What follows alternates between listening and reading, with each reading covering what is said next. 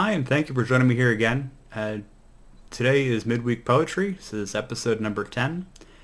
Today I've decided to read some poems from Mumia Abu-Jamal's book, Death Blossoms, Reflections from a Prisoner of Conscience.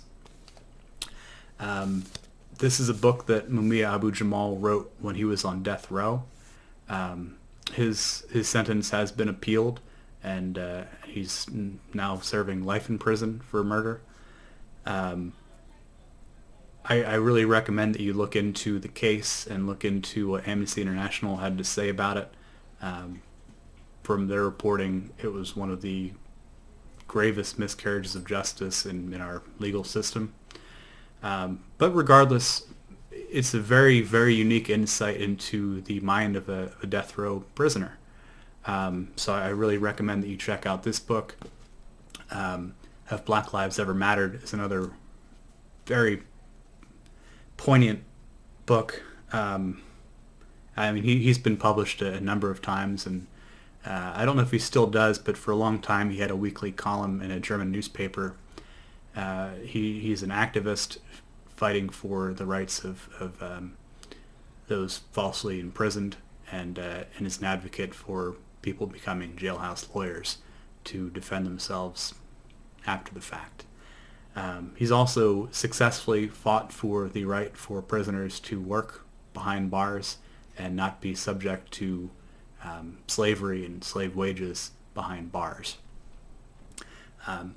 Very fascinating human being. I really recommend that you check him out and check out his writings. He has a phenomenal, incredibly unique voice and perspective. He's just one of my absolute all-time favorite authors or poets. So I wanted to share some poetry from his book, a couple that he wrote, and one that he found. And I'll tell you a bit about that one when we get to it.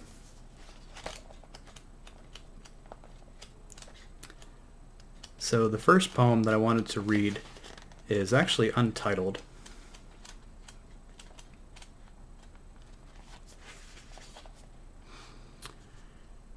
And it is by Mumia. What power governs the stars above? What makes them be? Which pours the sea?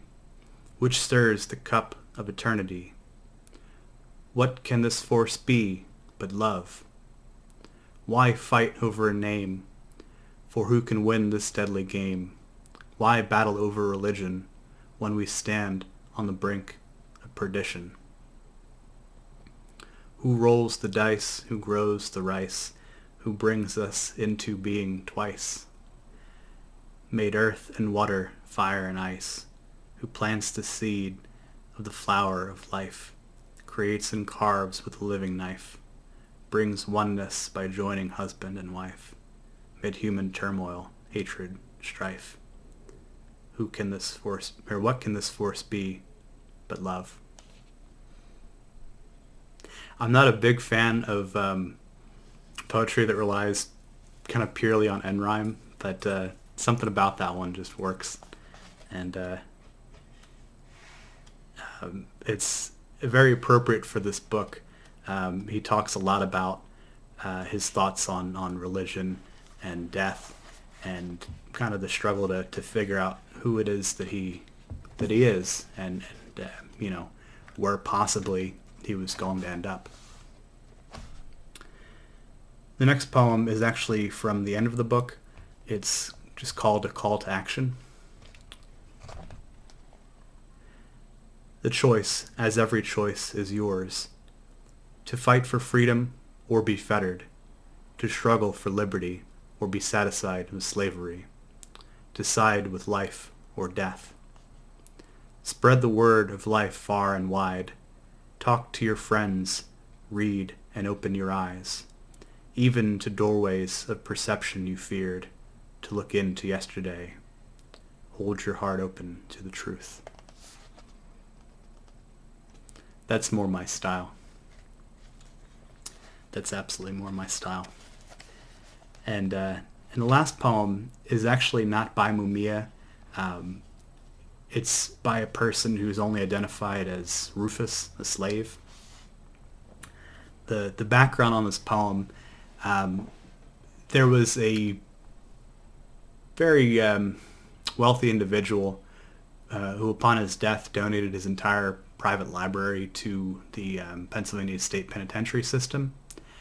And while Mumia was on death row, he spent a lot of time reading and going through this private donated library. And in this library, there were a lot of rare older books, things that weren't necessarily in circulation or weren't necessarily published wide, but maybe only 2 or 3 copies ever made. And this poem was one of the things that he found while he was kind of digging through these old books. The poem is called Meditations on the Cross.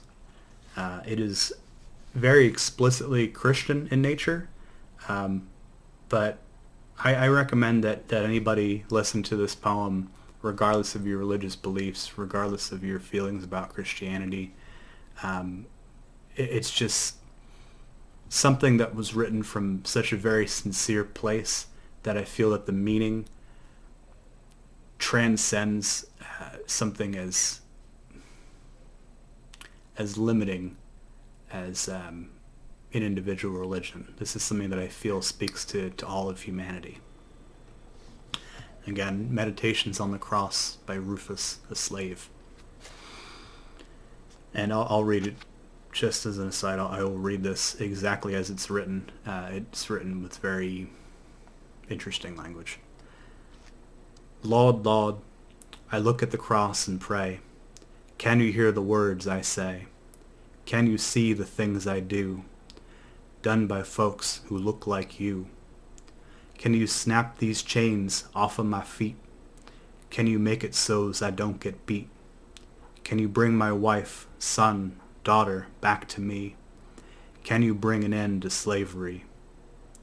Lord, oh Lord, can you truly make us free? Come to think of it, why am I asking you? What I means to say is, what can you do? Your hands is nailed to this here cross. How could you ever be the big boss? Also nailed is your 2 feet. You can't even walk the streets. And on your head that crown of thorns. Will it stop new ideas from being born? Lord, I don't mean to sound too smart. It's just that these things be in my heart. The last time I thought of you was when they lynched my daddy Lou. They tied his hands and bound his feet, lashed him, slashed him like a piece of meat, cut him, burned him, and just before they let him die, they hung him from a tree swinging high. How could your people do this, Lord? How could you ever give them the power of the sword? How could you let them hang Daddy on a tree? Well, that's the very same thing they did to thee. How could you let them bring us here as slaves, over roiling miles of ocean waves? How could you do this, Jesus? Weren't you the King of the Jews? Weren't they themselves broken and beaten, battered and abused? Lord, oh Lord, I ain't trying to be no big man. I'm just trying to understand.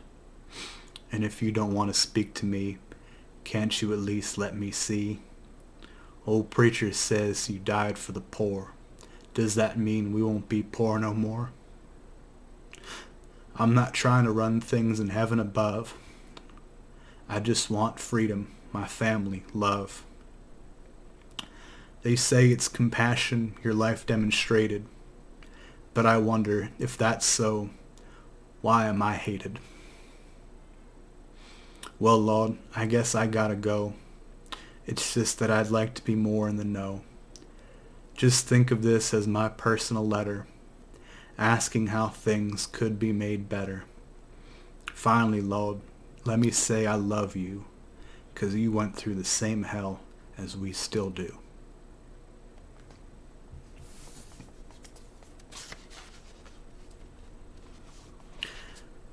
I'll be frank with you there. That's all that I can handle right now.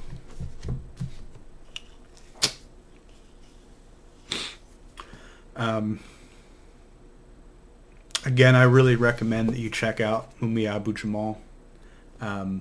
Death Blossoms is by far one of his best books. But literally anything the man ever wrote, you really can't go wrong.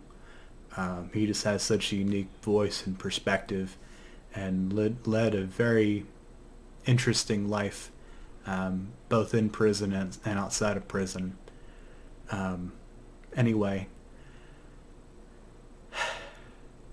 thank you for joining me. Thank you for sitting through this and listening for as long as you have. I really do appreciate it. May peace and blessings be on you and those you love. Good night.